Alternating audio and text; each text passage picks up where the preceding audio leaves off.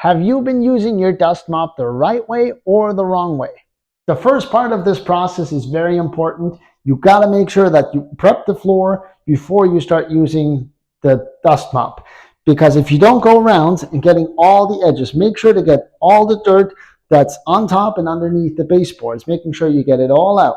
If you don't do that part and you go straight to using the dust mop, what's going to happen is you're going to push a lot of that dust underneath and right along the edges, and you're going to miss a whole bunch of stuff, and that'll end up in a complaint. So here are the 2 ways to use a dust mop. Practicing your dance moves is not one of them.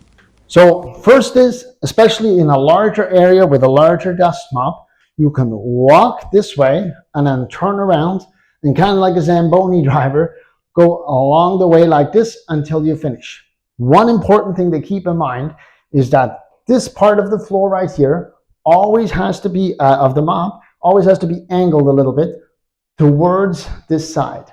Because when you go straight, once you start accumulating a lot of dust, a lot of it will trickle over the sides. So if you hold it like this and you go this way, whatever trickles over the side goes onto the dirty side, making sure that you don't miss anything, because you're going to go down that path anyways, and properly clean it. So always make sure that you angle this the proper way when you're going around.